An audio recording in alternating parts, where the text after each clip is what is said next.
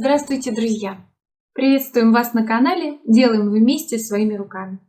Меня зовут Наталья. Наш бессменный оператор и режиссер Андрей. Сегодня мы расскажем вам все, что знаем о газетных трубочках. Как их правильно делать, какую выбрать бумагу, на какие спицы накручивать, чем склеивать, как окрашивать, как увлажнять и как сохранить. Посмотрев наше видео, вы найдете ответы на многочисленные вопросы о создании качественных трубочек для плетения. Сразу сможете сделать трубочки и начать из них плести. И вам не придется блуждать по просторам интернета в поисках ответов на многочисленные вопросы. Начнем мы с выбора бумаги.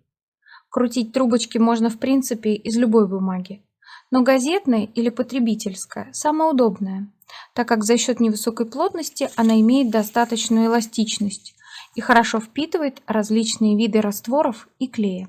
Чаще всего трубочки делают из газетной, упаковочной или потребительской бумаги. С форматом газеты с почтового ящика все понятно. Сейчас на примере полосы шириной 7 сантиметров я покажу, какая получается трубочка. Главный плюс этих трубочек в том, что они довольно длинные. И начинающим мастерам не придется часто наращивать. Я буду сейчас накручивать трубочку на спицу шириной 2 мм. Вот, надеюсь, вам хорошо видно. Я начинаю накручивать под углом, плотно прижимая пальцами. И поправляю ленту, накручиваю ее на спицу. Вот. Если мы выходим на ровный треугольничек в конце, значит мы все с вами сделали правильно. И этот треугольничек уже мы можем подклеить, в моем случае с использованием клеящего карандаша. Обратите внимание, что трубочка получилась практически белая. Из-за того, что мы скрутили полоску бумаги так, что мы вышли на верхний светлый край. Такие трубочки хорошо поддаются окрашиванию и длинные очень удобны в работе. Чистая нешрифтованная газетная бумага представлена в продаже в рулонах различного размера, а также листами в упаковках различного формата А2, А3 и А4. Мы используем бумагу формата А4. Вот так выглядит упаковка этой бумаги, которую мы как раз чаще всего и используем. Производитель Кандапожский ЦБК, в простонародье называется Кандапога. Название бумаги мы разместим под видео. Следующий очень важный параметр – это ширина полосы. Чем шире полоса, тем плотнее и тверже трубочка, и как следствие большая расчетная нагрузка на изделие. Чаще всего используется ширина полосок 5, 7 и 10 сантиметров. Полоса бумаги шириной 5 сантиметров используется для деликатных небольших изделий. Для узкой полоски мы выбираем и узкую спицу. Спица шириной 1,25. Используем для скручивания трубочек для небольших изделий, небольших корзиночек, ключечниц, сердечек. То есть вещиц, которые должны быть небольшими и изящными. Вот такие получаются трубочки. Можно сравнить по ширине с газетными, накрученными на спицу 2 мм. То есть разница невооруженным глазом заметна. Минус этих трубочек в том, что они, конечно, короткие, требуется частое наращивание. Но после обработки трубочки неплохо идут в наращивании, поэтому с этим можно как-то смириться. Толщина спицы, на которую мы накручиваем бумажную полоску, имеет огромное значение. Самые распространенные размеры спиц – это 1,25, 1,5, 1,8 и 2. У меня в наличии две контрастные величины – это 1,25 и 2 мм. Правило то же самое. Чем меньше и деликатнее изделие, тем меньше диаметр спицы необходим для скручивания трубочек. И наоборот. Вязальные спицы очень хорошо подходят для этих целей, потому что они часто покрыты тефлоновым покрытием. И это ускоряет работу и помогает быстрее и легче снимать трубочку со спицы. Хочу обратить также ваше внимание на качество клея, которым вы склеиваете газетные трубочки. Разные виды клея по-разному реагируют на окрашивание уже готовых трубочек. Нам попадались такие виды клея, которые не закрашивались краской вовсе и оставляли светлые непрокрасы. Или же наоборот, оставляли темные пятна на красящем пигменте. Как ни странно, лучше всего работают клеящие карандаши, обычные канцелярские, купленные в магазине. Неплохо себя зарекомендовал клеящий карандаш Эрих Краузе. Или клей ПВА столярный с высокой прочностью склеивания без следов после высыхания. Он тоже неплохо идет в склеивании трубочек. Теперь мы расскажем об окрашивании наших газетных трубочек. Мы активно используем морилку на водной основе в комбинации цветов орех и палисандр в соотношении 50/50. Окрашиваем в основном двумя способами.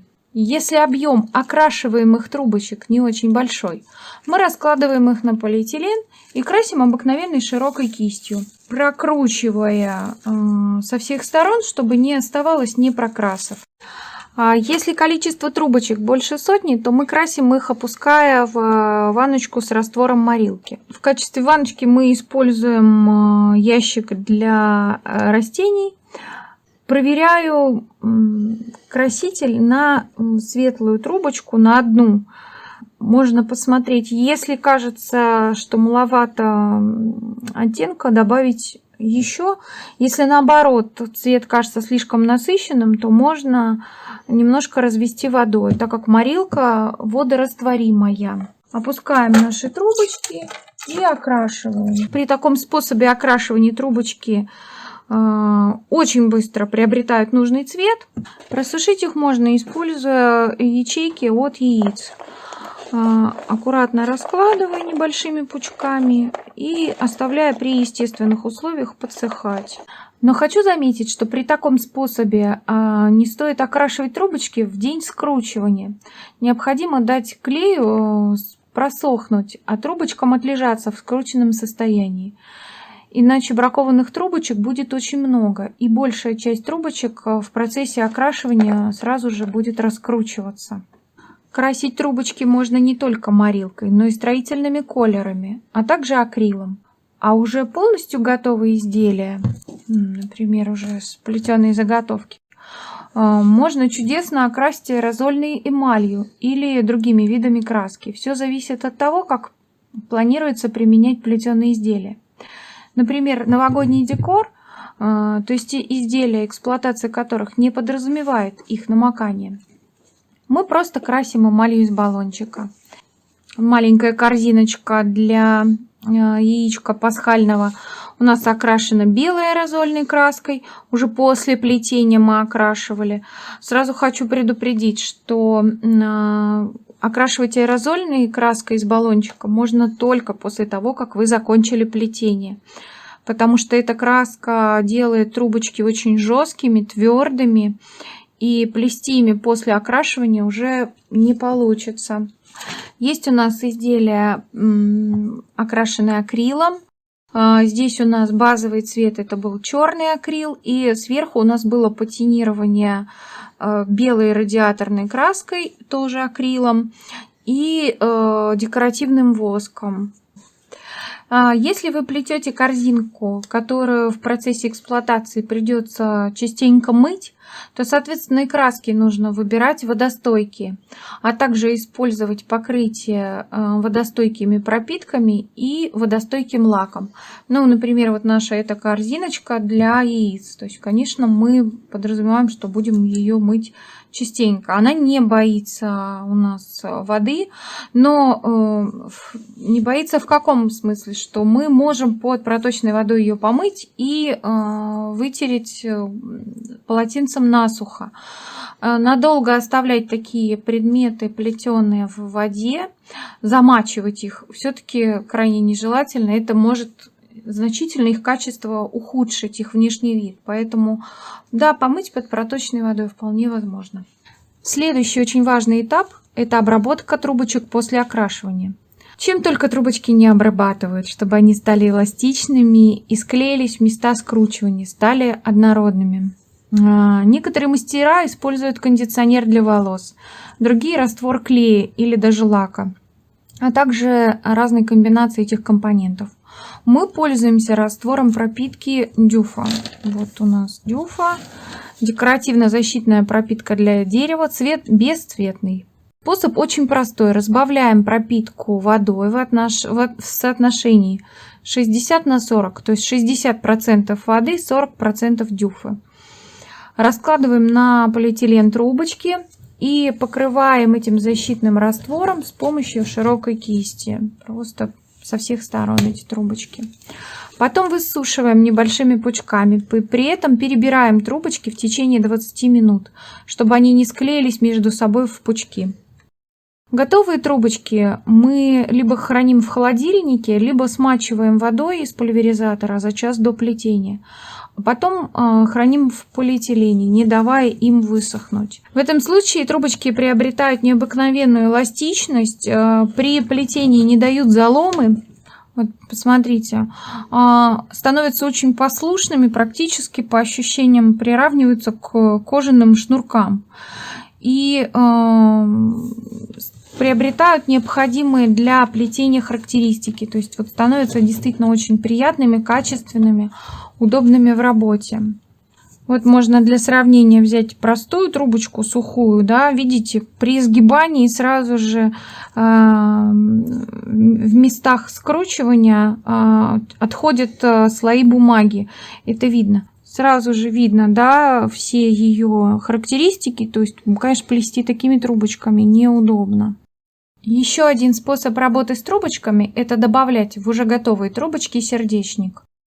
Ну, например, мы накручиваем полоску бумаги шириной 5 см на спицу 2 мм. Для того, чтобы внутри у газетной трубочки осталось достаточно пустого места. А в сердцевину мы вставляем проволоку или леску. Можно использовать флористическую проволоку или разграбить запасы своего мужа. При этом трубочка у нас приобретает такую замечательную способность удерживать нужную для нас форму. Это особенно ценно, когда мы делаем, например, рожки оленю или декоративные звездочки. В этом смысле проволока начинает работать просто замечательно в середине. Также можно использовать леску. Вот она у меня уже вставлена. Сейчас я ее вам просто продемонстрирую. Наличие лески внутри трубочек позволяет намного продлить срок службы плетеного изделия. Например, если вы плетете корзину и вставляете леску в сердцевину трубочки, то ручка этой корзины будет служить очень долго и по-настоящему будет вещь практичной. А если такие трубочки с сердечником покрыть еще и клеем, а потом достаточным слоем лака, то такое изделие получается прочным и износоустойчивым. Сегодня мы коротко рассмотрели основные технологии изготовления и обработки газетных трубочек. Но учитывая ничем не ограниченный полет фантазии наших рукодельниц, развитие технологий плетения, появление новых материалов и способов обработки, в ближайшее время мы планируем выпустить более подробный обзор изготовления и обработки газетных трубочек. Спасибо, что были с нами до конца. Подписывайтесь на наш канал, ставьте лайки, если видео было полезным для вас. До свидания.